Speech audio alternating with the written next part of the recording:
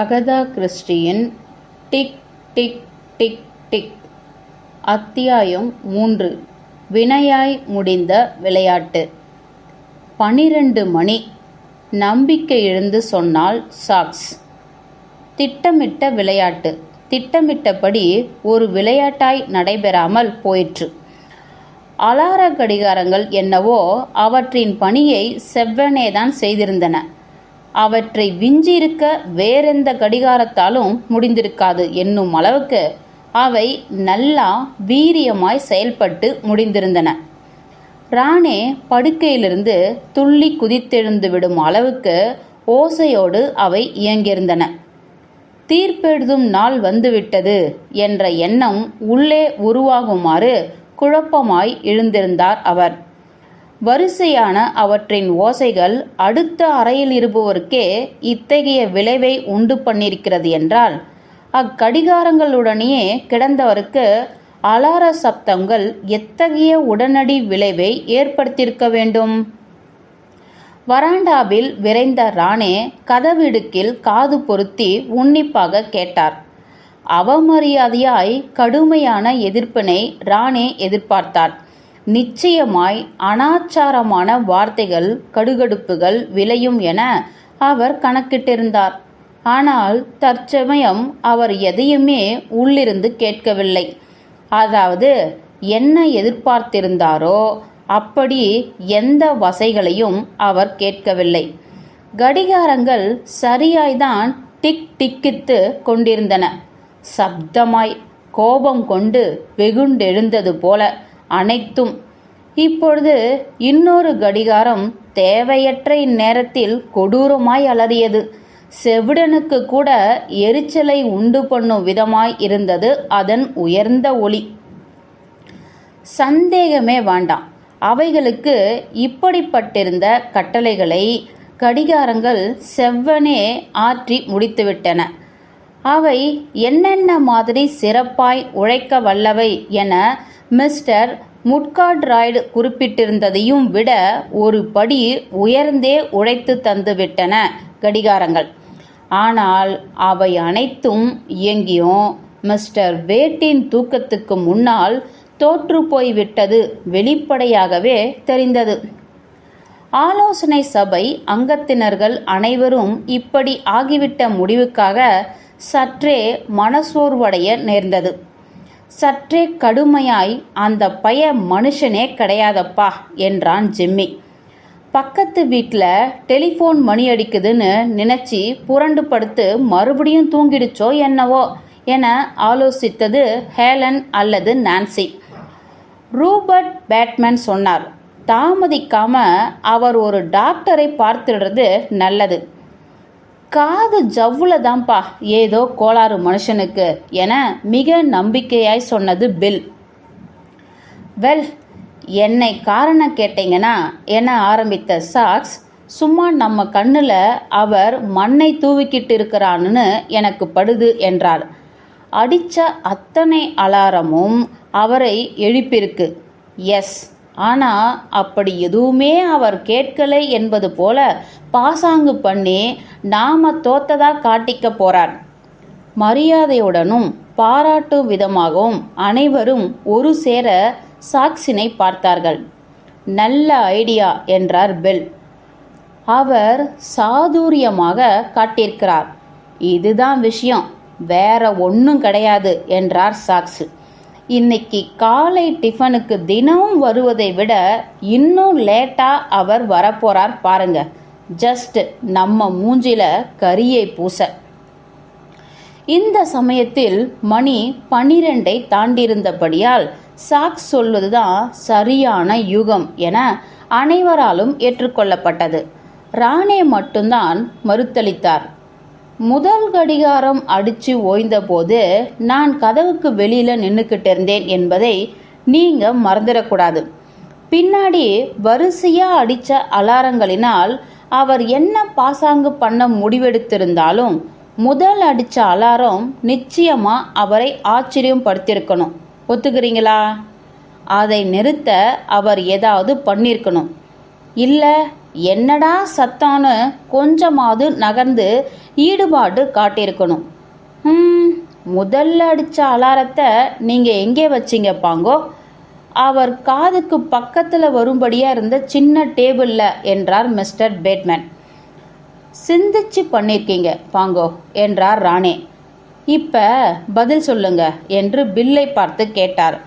உங்கள் காதுக்கு பக்கத்தில் காலை 6 மணிக்கு கோயில் மணியோசை போல நிசப்தத்தை கிழிச்சுக்கிட்டு அலாரம் அலறினா நீங்கள் என்ன பண்ணுவீங்க? ஹோ கடவுளே என்றார் பில். நான் என்ன பண்ணுவேன்னா, அப்படித்தான் பண்ணியாகணும் என்று ராணே பட்டென்று முடித்து தந்துவிட பில் பேச வந்ததை சட்டென நிறுத்திவிடும்படி ஆனது. ராணே தொடர்ந்தார். நீங்கன்னு இல்லை, நானும் அப்படித்தான் பண்ணுவேன். யாராயிருந்தாலும் அப்படித்தான் பண்ணுவாங்க. அந்த சமயத்தில் சராசரி மனுஷன் பண்ணக்கூடியது அதுதான். ஆனால் இங்கே அப்படி நடக்கலை. ஸோ வழக்கம் போல் இப்போவும் பாங்கோ தான் சரின்னு நான் சொல்கிறேன். எஸ், வேட் காது ஜவ்வுல தான் ஏதோ ப்ராப்ளம். பெண்களில் ஒருத்தி பரிதாபமாய் மணி 12:20 என்றாள். ஜிம்மி மெதுவாய் இது அசாதாரணமாகிடல என்று ஆலோசித்தான். விளையாட்டா இருக்கும் வரைதான் அழகு. ஆனால் இது வளர்ந்துக்கிட்டே இல்லை போகுது. சரியில்லை. பில் அவனை பார்த்து விழித்தார். என்ன சொல்ல வர்றீங்க? வெல் என்ற ஜிம்மி, ஏனோ எனக்கு தோணுது இது வழக்கமான வேட்டின் நடவடிக்கை கிடையாது என்றான். ஜிம்மி என்ன சொல்ல வருகிறான் என்பதை அப்படியே வார்த்தைகளில் இட்டு புரியும்படி விளக்க ஏனோ அவனால் முடியாமலானது. தேவையற்று அதிகம் பேசிவிட அவன் விரும்பவில்லை. இந்நிலையில் ராணே அவனையே முறைத்து பார்ப்பதை கவனித்தான். இப்பொழுது திடீரென்று ராணே ஜாக்கிரதையாய் ஆகியிருப்பது புலப்பட்டது. இந்த கணத்தில்தான் பட்லர் ரெட்வேல் நுழைந்து அவனை தயங்கி பார்த்தது. மன்னிப்பு கோரும் தொனியில், மிஸ்டர் பேட்மேன் இங்கே இருக்கிறாரான்னு நினச்சி வந்துட்டேன் என்றான். இப்போதான் அந்த பக்கமாக கிளம்பி போனார் என்ற ராணே, நாங்கள் ஏதாவது உதவணுமா என்று கேட்டார். பட்லரின் கண்கள் அவரிடமிருந்து ஜிம்மிக்கு பின்பு திரும்பியும் அலைப்பாய்ந்தன. ஏதோ சமிக்ஞை கிடைக்க பெற்றவர்களாய் இரு இளைஞர்களும் அறையிலிருந்து விலகி தனியானார்கள். மறவாது தனக்கு பின்னால் டைனிங் அறையின் கதவை சாத்தி தாழிட்ட பட்லர் தவறவில்லை. வெல் என்ற ராணே, என்ன விஷயம் என கேட்டார்.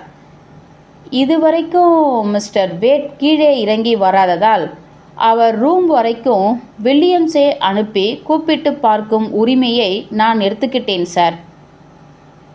சரி, இப்போதுதான் வில்லியம்ஸ் பயங்கர கலவரம் அடைந்த நிலையில் மலமலனு மாடியிலிருந்து ஓடி வந்தான் சார். சொல்லிவிட்டு நிறுத்தி கொண்டான் பட்லர். மேற்கொண்டு பேச தன்னை தயார் செய்து கொள்ளும் பாணியில், அந்த புவர் யங்மேன் தூக்கத்திலேயே செத்திருப்பாரோன்னு பயமாயிருக்கு சார். ஜிம்மியும் ராணியையும் அவனை பார்த்து கண்ணகல ஆனார்கள். இறுதியில் நான்சென்ஸ் என கத்திவிட்டது ராணேதான். இது சாத்தியமே கிடையாது கெர்ரி. இங்கு ராணேயின் முகம் துரித இயக்கம் கொண்டது. திடீரென்று, இப்போதுதான் அவர், நான் போய் பார்க்கிறேன், அந்த முட்டா பைய வில்லியம்ஸ் தப்பு பண்ணியிருக்கலாம் என்றார். நோ சார், வில்லியம்ஸ் தப்பு பண்ணல என்ற பட்லர் இப்பொழுது அதிகாரமாய் தன் முடிவை முன்வைத்தான். நான் டாக்டர் கார்ட்ரைட்டுக்கு சொல்லி அனுப்பிட்டேன். சர் ஓஸ்வால்டு கூட்டுக்கு தகவல் சொல்ல வேண்டிய தேவை இருப்பதால் முன்னெச்சரிக்கையாய் அந்த அறைக்கதவை நான் மூடிட்டேன். இப்போதைக்கு என் வேலை மிஸ்டர் பேட்மேனை பிடிப்பது. ரெட்வேல் அவசரமாய் வெளியேறிவிட பிரம்மை பிடித்தவனைப் போல் நின்று கொண்டிருந்தார் ராணே. கெரால்ட், மை கெரி என்று தனக்குள் முணுமுணுப்பாய் சொல்லிக்கொண்டார். ஜிம்மி உடனிருந்த நண்பரை கரவளையமிட்டு அழைத்து கொண்டு டெரஸின் ஒதுக்கப்பட்ட தனிமை பகுதிக்கு கொண்டு போனான். அவரை அங்கிருந்து ஒரு இருக்கையில் அமுக்கி அமர செய்தான். மனசை திடப்படுத்திக்கிங்க என்றான் மிருதுவாய். எல்லாம் சரியா நடக்கும், பார்ப்போம். இப்படி சொன்னாலும் ராணேவை ஆர்வமாய் கவனிக்க ஜிம்மி தவறவில்லை. கெரால்டு வேட்டின் ஆழ்ந்த நண்பர் என்ற ராணேவே ஜிம்மி கருதியிருக்கவில்லை. பாவம் வேட் என்ற அவன் எல்லா வகையிலையும் தகுதியான ஒரு மனுஷன் இருக்கான்னு சொன்னா அது வேட் தான் என்றான். ராணே ஆமோதித்து தலையசைத்தார். நாம பண்ணின அத்தனை கடிகார வேடிக்கைகளும் இப்போ உளுத்து போயிடுச்சு என்றான் ஜிம்மி. ஒரு சின்ன விளையாட்டு இந்த அளவுக்கு எதுக்காக ஒரு வினையா போய் முடிஞ்சிருக்கணும்னு நினைச்சா புரியவே இல்லை இல்லையா? ராணே மீண்டு வர அவகாசம் தரும் நோக்கில் விட்டு விட்டு எதையெதையல்லவோ பேசிக்கொண்டிருந்தான் ஜிம்மி. ராணேவோ இருப்பு கொள்ளாமல் நெளிந்து கொண்டிருந்தார். டாக்டர் உடனே வந்துடும்னு பரபரப்பா இருக்கு. எனக்கு தெரிஞ்சாகணும். எதனால அவன் செத்தான்னு ஜிம்மி வாய் திறக்கவில்லை. பின் மாரடைப்பு என தயக்கமாய் முன்வைத்தான். சின்ன வலி மிகுந்த சிரிப்பை உதிர்த்தார் ராணே. எனக்கென்னவோ அப்படித்தான் தோணுது ராணே. அப்படியா? இக்கேள்வியை கடந்து செல்வதில் ஜிம்மிக்கு சிரமம் உண்டானது. கோர்வையற்று பேசினான். நீங்க நினைக்கலையா? அதாவது உங்களுக்கு இப்படி ஒரு சின்ன சிந்தனை வரலையான்னு கேட்டேன். அதாவது உங்க மூளைக்குள்ள இப்படி ஒரு ஐடியா வரவே இல்லையா? அதாவது ரெட்வேல் தான் கடைசியா கதவை மூடியிருக்கான். ஜிம்மி தனது வார்த்தைகளுக்கு ஒரு விடை தேவை என்பது போல் முடித்தான். ஆனால் ராணேவோ அவருக்கு எதிரான பகுதியை வெறுமென முறைத்தபடியிருந்தார். மறுப்பாய் தலையசித்து கொண்ட ஜிம்மி அமைதிக்குள் தஞ்சம் புகுந்து கொண்டான். காத்திருப்பதை தவிர மேற்கொண்டு செய்ய வேறெதுவும் கிடையாது என்பது அவனுக்கு தெரிந்தது. எனவே காத்திருந்தான். அவன் அமைதியை கலைத்தது ரெட்வெல். டாக்டர் உங்க 2 பேரையும் பார்க்கணும்னு சொல்றார் சார், ப்ளீஸ். ராணே துள்ளி எழுந்தார். ஜிம்மி அவரை தொடர்ந்தான். டாக்டர் கார்ட்ரைட் ஒல்லியான ஆனால் ஊக்கம் தெரிந்த இளையவராய் இருந்தார். புத்தி கூர்மையான முகம், சின்ன தலையசைப்போடு இருவரையும் உள்ளே வர சொன்னார். வழக்கமாய் இருப்பதை விடவும் மிகவும் சீரியஸாய் தெரிந்த பாங்கோ அறிமுகங்களை செய்து முடித்தார். நீங்க மிஸ்டர் வேட்டுடைய நல்ல நண்பர்னு கேள்விப்பட்டேன் என்றார் டாக்டர் ராணேயிடம். அவனோட நெருங்கிய நண்பன். வெல், இந்த மரணத்தில் எந்த குழப்பமும் இல்லை. எல்லாம் நேரடியாக தெரியுது. பார்க்க நல்ல ஆரோக்கியமான நபராகத்தான் தெரிகிறார். தூக்கம் வருவதற்காக மோந்து பார்க்கும் மருந்துகளை எடுத்துக்கொள்ளும் வழக்கம் இவருக்கு இருந்ததா உங்களுக்கு ஏதாவது தெரியுமா? தூக்கத்துக்காக என்ற ராணே கண்ணகல ஆனார். கல்லு மாதிரி இல்லை இவர் எப்பயும் தூங்குவார். தூக்கமின்மை பற்றி அவர் ஒரு தடவை கூட உங்ககிட்ட கம்ப்ளைண்ட் பண்ணது இல்லையா? நோ. வெல், நிச்சயமா மரண விசாரணைகள் இருக்கும், தவிர்க்க முடியாது. அவன் எப்படி காலமானான்? ரொம்ப சந்தேகமே இல்லை. குளோரல் மருந்தை அதிகமாக உட்கொண்டிருக்கணும் என்பது என் கணிப்பு. அந்த மருந்து வேட்டுடைய படுக்கைக்கு அருகாமையிலேயே இருந்தது.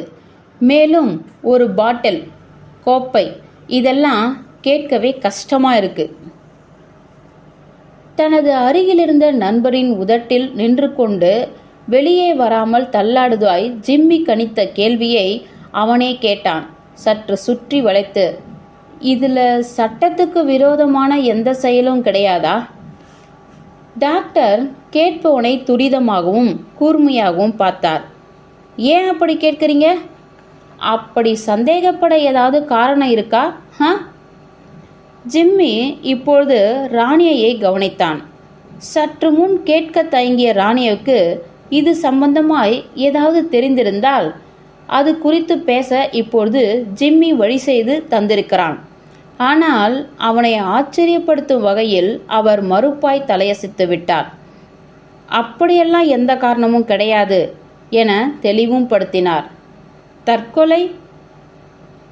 இதற்கும் நிச்சயமா கிடையாது என்ற ராணே பதில்கள் தருவதில் அழுத்தமாகவே இருந்தபடியால் டாக்டர் சீக்கிரத்தில் சமாதானம் காணவில்லை.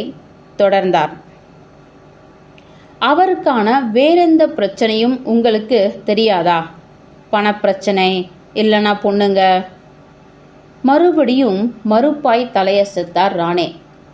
ஓகே, இப்போ அவங்க உறவுக்காரங்க பற்றி அவங்களுக்கு தெரியப்படுத்திடணும். அவனுக்கு ஒரே ஒரு சகோதரி இருக்கா, மாற்றாந்தாயின் மக. டேனே பிரேயரி பகுதியில் வசிக்கிறா. இங்கே இருந்து கிட்டத்தட்ட 20 மைல். டவுனுக்கு போகாத பட்சத்தில் கெரி அவ கூட தான் தங்குவான் என்ற டாக்டர் வெல், அவங்களுக்கு தெரியப்படுத்திடணும் என்றார். நானே போறேன் என்றார் ராணே. நெஞ்சை உடைக்கும் செய்திதான், ஆனால் யாராவது போய் சொல்லிதானே தீர வேண்டியிருக்கும் என்று விட்டு ஜிம்மியை பார்த்தார் அவர். உங்களுக்கு அவரை தெரியும் தானே? சின்னதா அளவலல்ல ஓரிரு முறை அவங்களோட நான் டான்ஸ் பண்ணியிருக்கேன். அப்படின்னா உங்கள் கார்லேயே நாம் போவோம். உங்களுக்கு ஆட்சேபனை இருக்காதுன்னு நினைக்கிறேன். இதை நான் ஒருத்தனா தனிமையில் சந்திக்க முடியாது. அதெல்லாம் என்ன இப்போ என்று நம்பிக்கை தருவோனாய் சொன்ன ஜிம்மி, நானே உங்களை அழைக்கணும்னு நினச்சிக்கிட்டு இருந்தேன். நான் போய் அந்த பழைய காரை உசுப்பி வைக்கிறேன். வெறுமனே நிற்காமல் பண்ணுவதற்கு ஏதோ ஒரு வேலை அகப்பட்டதே என்ற அளவில் அவனுக்கு நிம்மதி உருவானது. ராணேயின் நடவடிக்கை ஜிம்மிக்கு ஒரு புதிராய் அமைந்தது. அவருக்கு தெரியுமா அல்லது சந்தேகப்படுகிறாரா? அப்படி ஏதாவது சந்தேகம் இருந்தால் அதையே அவர் டாக்டரிடம் சொல்ல தயங்கி நிறுத்திவிட்டார். வேகத்தடை போன்ற கட்டுப்பாடுகளை எல்லாம் ஒரு பக்கம் மூட்டை கட்டி எரிந்துவிட்டு ஜிம்மியின் காரில் காற்றாய் இருவரும் தற்சமயம் பறந்து கொண்டிருந்தார்கள். ஜிம்மி என்று கடைசியில் அழைத்த ராணே, நீங்க தான் என்னோட மிக நெருக்கமான தோழன்னு நான் நினைக்கிறேன் இப்போதைக்கு. என்ற ஜிம்மி, அதுக்கென்ன இப்ப என கேட்டான் முரட்டு சுவாபம் மிக்க கரகரப்பான குரலில். உங்ககிட்ட நான் ஒரு விஷயத்தை பற்றி சொல்ல விரும்புகிறேன். நீங்கள் தெரிஞ்சிக்க வேண்டிய ஒன்று. அது கெரிவேட் பற்றியா? எஸ், கெரிவேட் பற்றியே. ஜிம்மி காத்திருந்தான். பிறகு வெல் என கேட்டான். அதை வெளியில் சொல்லலாமா? இப்போ தயக்கம் வருது என்றார் ராணே. ஏன்? ஒரு வகையான சத்தியத்தால் நான் கட்டப்பட்டிருக்கேன். அங்கு சற்று நேரம் அமைதி விளைந்தது. அப்படியே ஆனாலும் நான் சொல்ல போறேன். என்னை விட உங்கள் மூளை சாதுரியம் மிக்கது ஜிம்மி. இப்படி சொல்லியே சில நொடிகளுக்குள்ளாகவே நோ என ஒரு சிறு அலறலாய் சொன்னார் ராணே. மாட்டேன், நான் சொல்ல மாட்டேன், என்னால் சொல்ல முடியாது. ஆல் ரைட் என்றான் ஜிம்மி. உங்கள் விருப்பம், விட்டுடுங்க. அப்ப பிறகு ஒரு நீண்ட அமைதி. பின் ராணே சொன்னார், அவ எப்படிப்பட்டவ? எவ? அவ கெரால்டுடைய தங்கை. சில நிமிடங்கள் வரை அமைதியாய் ஆகிப்போன ஜிம்மி பிறகு சுத்தமாய் மாறிப்போயிருந்த குரல் எடுத்து பேசினான். அவ சரியானவதான். அவ மேலே உயிரையே வச்சிருந்தான் கெரால்டு. எனக்கு அது தெரியும். அவளை பற்றி அடிக்கடி பேசுவான் அவன். அவனும் அவன் மேல் உசுராதான் இருந்தான். இந்த செய்தி அவளை அணுகுண்டா தாக்கப் போகுது. எஸ், கன்றாவி. டேனே பியாரி பகுதியை அடையும் வரை இருவரும் அமைதியாகி போனார்கள். மிஸ் லோரைன் கெரால்டு தோட்டத்தில் இருப்பதாய் வேலைக்காரை சொன்னாள். மிஸ்ஸஸ் கோக்கரையும் பார்க்க வேண்டுமா என்ற கேள்வி எழுந்தபோது அழுத்தமாய் தேவையில்லை என்று விட்டான் ஜிம்மி. ஒதுக்கப்பட்டது போல புதிராய் கிடந்த தோட்டத்துக்குள் நுழைந்து கொண்டிருந்த போது மிஸ்ஸஸ் கோக்கர் என கேட்டார் ராணே. மிஸ் லோரைனுடன் இருக்கும் கிழவி. தோட்டம் நோக்கி நீண்ட ஒற்றையடி பாதைக்குள் இருவரும் இறங்கியிருந்தார்கள். கருப்பு கவுனை அணிந்திருந்த பெண்ணொருத்தி பாதையின் அந்த பக்கத்துக்கு கோடியில் இருந்தாள். சின்ன பெண், படு வெண்ணிறம், நைந்து கிழிந்த நிலையிலிருந்த கம்பளி போன்ற உடையணிந்திருந்தாள். நாய் கழுத்தில் கட்டப்பட்டிருந்த கயிற்றினை கையில் இறுக்கமாய் பிடித்தபடி இவர்களை எதிர்கொள்ள அவளும் அப்பக்கத்திலிருந்து நடந்து வந்தாள். ஜிம்மியை பார்த்து, எப்படி இருக்கீங்க என்றாள் அவள். எலிசபெத்தை பார்த்து, பயப்படவே வேண்டாம், இப்பதான் அழகழகா குட்டி போட்டிருக்கா இவ, தோட்டத்தில் தான், அதனால தான் யார் வந்தாலும் அப்படி ஒரு சந்தேகம் இவளுக்கு. ஈடு இணையற்ற இயல்பான சகஜ போக்கு மிஸ் கெரால்டுக்கு வரமாய் வாய்ந்திருந்தது. புன்னகைத்தபடியே தான் எங்களுடன் இருந்தாள். ஆயினும் நிமிர்ந்து எங்களை பார்த்தபோது அவளுடைய முகவாயில் சின்னதாய் இரத்த சிகப்பு கூடியது போலிருந்தது. ஜிம்மி மேற்கொண்டு பேசுவதில் இறங்கினான். இது ராணி, மிஸ் லோரென். இவரை பற்றி அடிக்கடி வேட் பேச நீங்க கேள்விப்பட்டிருக்கணுமே. ஓ எஸ் என்றவள் அன்பு பொங்கும் மிக அழகான புன்னகையே ராணியை பக்கம் தந்தாள். நீங்கள் 2 பேரும் ஒன்றா சிம்னிஸில் தங்கியிருக்கீங்க இல்லையா? ஏன் கெரால்டையும் நீங்கள் கூட கூட்டிக்கிட்டு வரல? எங்களால் முடியல என்று சொன்ன ராணி நிறுத்தி கொண்டார். அவளுடைய கண்களில் மீண்டும் பய சிகப்பு படர்வதை கவனித்தான் ஜிம்மி. மிஸ் லோரென், மன்னிக்கணும், உங்களுக்கு நான் ஒரு சோக செய்தி எடுத்துக்கிட்டு வந்திருக்கேன். நொடி பொழுதில் அவள் அலறி புடைத்து கொண்டாள். கெர்கிக்கு ஏதாவது? S, Kerry. அவர் தனது காலை பூமியில் திடீர் உத்வேகத்துடன் கத்தினாள் அவள். ஓ, சொல்லுங்க சொல்லுங்க. இப்பொழுது திடீரென்று ராணி பக்கமாய் திரும்பிக் கொண்டாள் அவள். நீங்க சொல்லுங்க. பொறாமை என்னும் கடும் புயல் ஜிம்மியை கடந்து போவதாய் உணர்ந்தான் அவன். இப்படி உணர்ந்த கணத்திலேயே இதுவரை எதனையும் அவன் அவனுக்குள் அனுமதிக்காது தயங்கியே வந்துள்ளான் என்பதும் ஜிம்மிக்கு புரிந்தது. ஏன் ஹேலனும் நான்சியும் சாக்ஸும் வெறும் பெண்கள் என்று மட்டும் இவனுக்குள் பதிந்துள்ளார்கள் என்பதும், இதற்கு மேல் அப்பெண்களிடம் ஜிம்மிக்கு எதுவும் கிடையாது என்பதும் அவனுக்கு தெளிவாயிற்று. ராணியின் குரல் தைரியமாய் சொன்னது. அவன் சன்னமாய்தான் கேட்டான். எஸ் மிஸ் வேட், நான் சொல்றேன். கெர்ரி காலமாகிவிட்டார். மூச்சினை பயன்படுத்த சில நொடிகள் மறந்து போன அவள் சுதாரித்து நிமிர்ந்தபோது வகை வகையாய் கேள்விகளை அள்ளி வீசினாள். எப்போ, எப்படி, எதனால்? எத்தனை மிருதுவாய் முடியுமோ அத்தனை ஜென்டிலாய் ராணே பதில் தந்தார். தூக்க மருந்து. ஜெர்ரியா? நம்பிக்கையற்ற தன்மை அவளுடைய குரலில் பட்டவர்த்தனமாய் தெரிந்தது. இப்போ ஜிம்மி அவளை பார்த்து ஒரு பார்வையை பதித்தான். எச்சரிக்கும் பார்வை அது. தன்னையும் அறியாமல் வெகுளித்தனமாய் நிறைய கொட்டிவிடுவாள் இவள் என்று ஜிம்மிக்குள் ஒரு திடீர் எண்ணம் உதித்திருந்தது. ஜிம்மியின் வாய்ப்பு வந்தபோது அவனும் சிறந்த ஆண்மகனாக இயங்கி மரண விசாரணை தவிர்க்க முடியாததாக இடைவரும் என்று விளக்கினான். அவள் நடுநடுங்கி போனாள். இருவரும் அவர்களுடன் சிம்னிஸ் வரைக்கும் இப்பெண்ணையும் அழைத்து கொண்டு போக சொன்ன யோசனையை நிராகரித்து விட்டாள் அவள். ஆனால் பிறகு அங்கு வருவேன் என்றும் விளக்கினாள். அவளுக்கென்று 2 பேர் பயணிக்க வல்ல சின்ன கார் இருப்பதை நினைவு கூர்ந்தாள். ஆனால் இப்போதைக்கு என்றவள் பரிதாபமாய் சொன்னாள். இப்போதைக்கு நான் கொஞ்சம் தனியாக இருக்க விரும்புகிறேன். எனக்கு புரியுது என்றார் ராணே. பரவாயில்ல என்றான் ஜிம்மி. உதவிக்கரம் தர இயலாமை கலந்து இருவரும் அவளை பார்த்தனர். இத்தனை தூரம் வந்து பர்சனலா விஷயத்த சொன்னதுக்கு உங்க 2 பேருக்கும் தேங்க்ஸ். இருவரும் அமைதியாய் திரும்பிக் கொண்டிருந்தனர். இருவருக்கும் இடையே ஏதோ ஒரு சுவர் எழுந்து விட்டதை போன்ற சூழல் உருவாகியிருந்தது.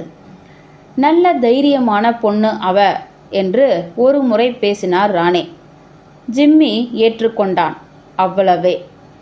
பிறகு ஒரு முறை கெரால்டு வேட் என்னவோ தோழன் என்றார் ராணே. அதனால அவ மேல இனி ஒரு கண்ணை பதிச்சே இருப்பது என்னோட கடமை. இதற்கு ஓ பின்ன என்றான் ஜிம்மி. அப்படித்தான். சிம்னிஸ்குள் நுழையும் போதே கண்ணீரால் மிதந்து கொண்டிருந்த மிஸ்ஸஸ் கூட்டால் வழிமறிக்கப்பட்டான் ஜிம்மி. அந்த பரிதாபத்துக்குரிய பய என்று திருப்பி திருப்பி சொல்லிக்கொண்டே இருந்தார் மிஸ்ஸஸ் கூட். அந்த பரிதாபத்துக்குரிய பய. அவரை ஆசுவாசப்படுத்தும் குறிப்புகள் பலவற்றை சிறப்பாய் யோசித்து சொன்னான் ஜிம்மி. லேடி கூட் அவருக்கு நெருக்கமான நண்பர்கள் மற்றும் உறவினர்கள் இறந்து போனதை பற்றி நீல நீளமாய் பேசினார். கனிவும் அனுதாபமும் கொண்டு எல்லாவற்றையும் கேட்ட ஜிம்மி சமயோஜிதமாய் தன்னை அவரிடமிருந்து கழற்றிக்கொண்டான். ஜிம்மி ஓசை எழுப்பாது படிகளில் ஊட்டமாய் ஏறிக்கொண்டிருந்தான். அப்பொழுது அந்த கணத்தில் கெரால்டு வேட்டின் அறையிலிருந்து ராணே வெளிப்பட்டு கொண்டிருந்தார். ஜிம்மியை பார்த்த நொடியில் பின்னுக்கு தள்ளப்பட்டதாய் உணர்ந்தார் அவர். நான் அவனை பார்க்க உள்ளே போயிருந்தேன் என்று அவராகவே சொன்னார். நீங்களும் உள்ளே போறீங்களா? மரணத்தை பற்றிய நினைவலைகளை தூண்டவல்ல சமாச்சாரங்களை பார்ப்பதை தவிர்க்கும் இளையவனான ஜிம்மி என்று விட்டான். அவனோட நண்பர்கள் எல்லாம் வந்து பார்த்துட்டு போகணும். ஓ அப்படியா என்ற ஜிம்மி தனக்குள் இந்த விஷயம் நெடுக்கலும் ராணே தனிப்பட்ட முறையில் விளங்கிக் கொள்ள முடியாதபடி நடந்து கொள்கிறார் என்று பதிந்து கொண்டான். ஆமாம், இறுதி மரியாதை. பெருமூச்செறிந்த ஜிம்மி வேறு வழியின்றி அறைக்குள் போனான். சடங்குகளுக்காக அறை முழுக்கவும் சுத்தம் செய்யப்பட்டிருந்தது. மலர்கள் தூவப்பட்டிருந்தன. நடுங்கிக் கொண்டே சலனமற்று வெளிரி போயிருந்த அந்த முகத்தை ஒரு முறை பார்த்து கொண்டான் ஜிம்மி. இந்த சலனமே அற்று நின்று போய்விட்ட முகமா? இளமை துள்ள முழு வீரியத்தோடு இயங்கிய வேட்டின் முகம். அவன் நடுங்கினான். அறையை விட்டு வெளியேறுவதற்காக திரும்பியவனின் கண்கள் அங்கிருந்த அலமாரியை பார்த்தபடி திரும்ப, அப்பொழுது கிடைத்த ஒரு காட்சி அவனை ஆச்சரியத்தில் ஆழ்த்தியது. அதில் அனைத்து அலார கடிகாரங்களும் ஒழுங்காக வரிசையாக வைக்கப்பட்டிருந்தன. மளமளவென்று அவன் வெளியேறிவிட்டான். வெளியே ராணே காத்து கொண்டிருந்தார். முழு அமைதியாகிவிட்டார் என்ற அவன் பிறகு சொன்னான், அப்படி அழகா வரிசைக்கிரமா அந்த கடிகாரங்களை அங்கே அடுக்கி வச்சது யார் ராணே? எனக்கு எப்படி இதெல்லாம் தெரியும்? யாராவது வேலைக்காரனா இருக்கும்னு நினைக்கிறேன்.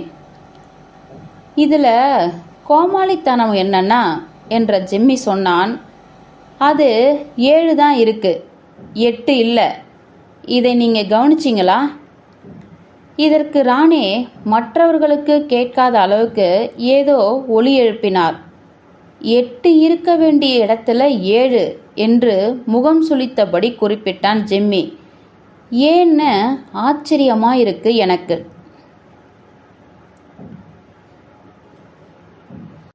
அகதா கிறிஸ்டியின்